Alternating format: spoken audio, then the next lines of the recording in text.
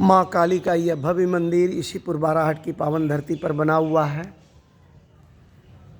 यहाँ प्रत्येक दिन श्री पुराण महात्म्य की कथा का पाठ किया जाता है प्रातःकालीन। आप जहाँ कहीं भी हो वहीं से कथा का श्रवण करें। आज समस्त देशवासियों को प्रोफेसर डॉक्टर योगेश कौशल की ओर से जय गुरु ओम।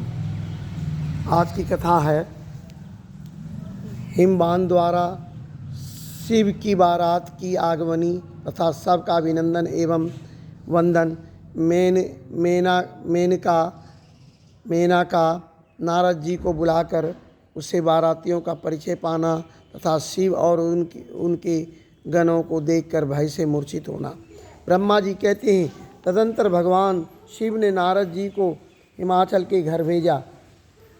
वे वहाँ की विलक्षण सजावट देखकर दंग रह गए। विश्वकर्मा ने जो विष्णु ब्रह्मा आदि समस्त देवताओं तथा नारद आदि ऋषियों की चेतन सी प्रतीत होने वाली मूर्तियां बताई थीं, उन्हें देखकर देवर्षि नारद चकित हो गए उठे। तत्पश्चात हिमाचल ने देवर्षि को बारात लाने के लिए भेजा।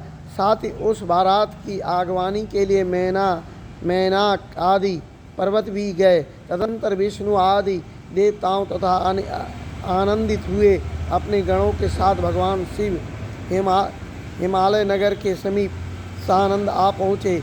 गिरिराज हिमवान ने जब यह सुना कि सर्वव्यापी शंकर मेरे नगर के निकट आ पहुँचे हैं, तब उन्हें बड़ी प्रसन्नता हुई। तदंतर उन्होंने बहुत सा सामान एकत्र करके पर्वतों और ब्राह्मणों को महादेव जी के साथ वार्तालाप करने के लिए भेजा। स्वयं बड़ी भक्ति के साथ वे प्राण प्यारे महेश्वर का दर्शन करने के लिए गए। उस समय उनका हृदय अधिक प्रेम के कारण द्रवित हो रहा था और वे प्रसन्नतापूर्वक अपने सौभाग्य की सराहना करते थे। उस समय समस्त देवताओं की सेना को उपस्थित देख हिमवान को बड़ा विस्मय हुआ और वे अपने को धन्य मानते हुए उनके सामने गए। देवता और पर्वत एक दूसरे से मिलकर बहुत प्रसन्न हुए और अपने आप को कृत्य मानने लगे। महादेव जी को सामने देखकर हिमालय ने उन्हें प्रणाम किया। साथ ही समस्त पर्वतों और ब्राह्मणों ने भी सदाशिव की वंदना की। वे वृषभ पर आरूढ़ थे, उनके मुख पर प्रसन्नता छा रही थी। वे नाना प्रकार के आभूषणों से विभूषित थे और अपने दिव्य अंगों के लावण्य से संपूर्ण दिशाओं को प्रकाशित कर रहे थे। उनका श्रीअंग अत्यंत महीन, नूतन और सुंदर रेशमी वस्त्र से सुशोभित था। उनके मस्तक का मुकुट उत्तम रत्नों से जटित होने के कारण बड़ी शोभा पा रहा था। वे अपनी पावन प्रभा कर प्रसार करते हुए हंस रहे थे। उनका प्रत्येक अंग भूषण बने हुए सर्पों से युक्त था तथा उनकी अंग कांति बड़ी अद्भुत दिखाई देती थी। दिव्य कांति से संपन्न उन महेश्वर की सुरेश्वर गण हाथ में चवर लिए सेवा कर रहे थे। उनके बाएं भाग में भगवान विष्णु थे और दाहिने भाग में मैं था। पीछे देवराज इंद्र थे और अन्य देवता आदि भी पीछे तथा अगल बगल में विद्यमान थे। नाना प्रकार के देवता आदि उन लोग कल्याणकारी भगवान शंकर की स्तुति करते जाते थे। उन्होंने स्वेच्छा से ही दिव्य शरीर धारण कर रखा था। वास्तव में वे साक्षात पर ब्रह्म परमात्मा सबके ईश्वर उपासकों को मनोवांछित वर देने वाले कल्याणमय गुणों से युक्त, प्राकृत गुणों से रहित, भक्तों के अधीन रहने वाले, सब पर कृपा करने वाले, प्रकृति और पुरुष से भी विलक्षण तथा सच्चिदानंद स्वरूप हैं। उनके दर्शन के पश्चात हिमवान ने भगवान शिव के वाम भाग में अच्युत श्रीहरि का दर्शन किया, जो नाना प्रकार के आभूषणों से विभूषित हो विनीता नंदन गरुड़ की पीठ पर विराजमान थे। मुनि भगवान के दाहिने भाग में उन्होंने 4 मुखों से युक्त महाशोभाशाली तथा उनसे अपने परिवार से संयुक्त उस मुझ ब्रह्मा को देखा।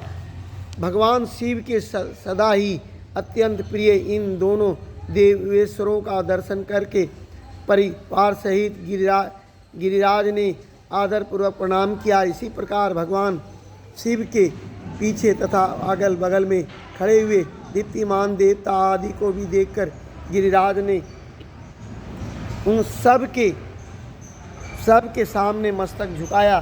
तत्पश्चात शिव की आज्ञा से आगे होकर हिमवान अपने नगर को गए। उनके साथ महादेव जी, भगवान विष्णु तथा स्वयं ब्रह्मा भी मुनियों और देवताओं सहित शीघ्रतापूर्वक चलने लगे।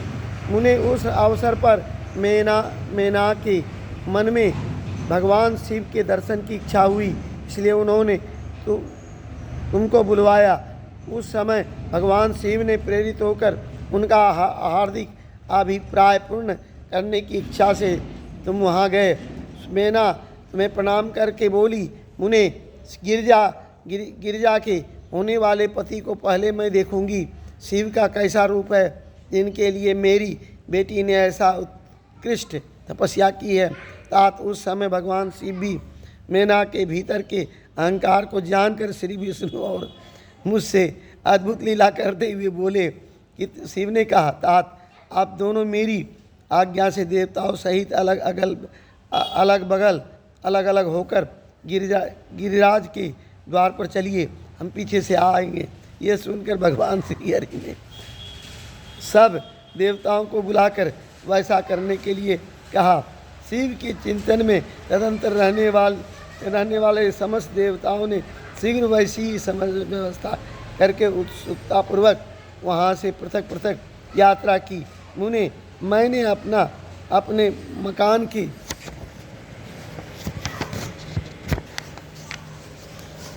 मकान के सबसे ऊपरी भवन में तुम्हारे साथ खड़ी थी।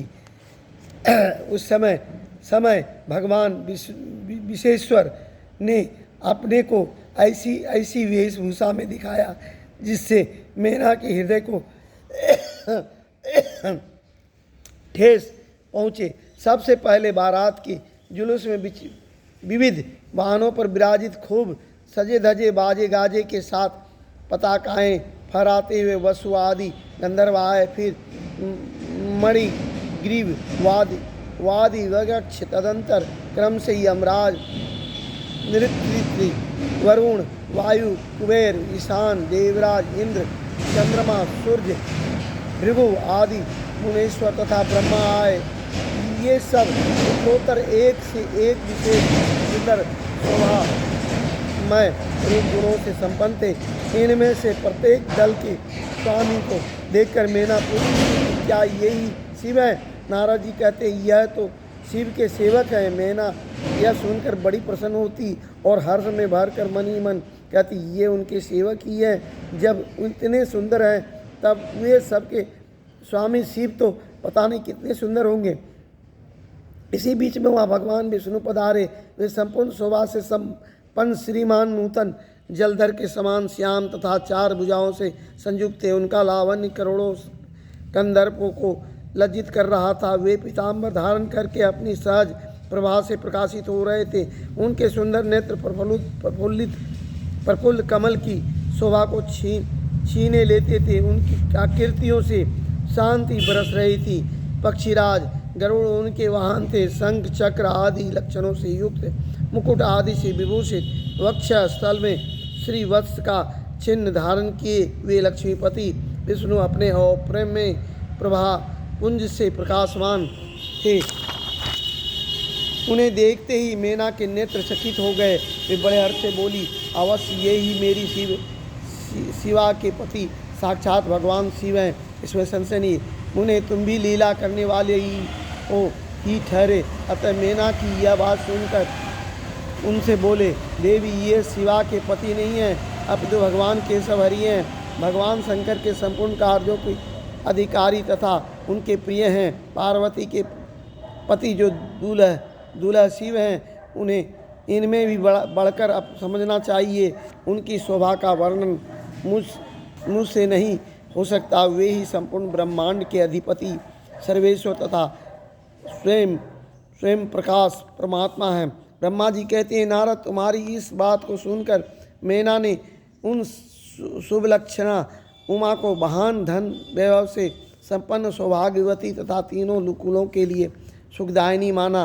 वे मुख पर प्रसन्नता लाकर प्रीति युक्त हृदय से अपने सर्वाधिक सौभाग्य का बारंबार वर्णन करती हुई बोली। मीना ने कहा, इस समय मैं पार्वती को जन्म देने के कारण सर्वथा धन्य हो गई।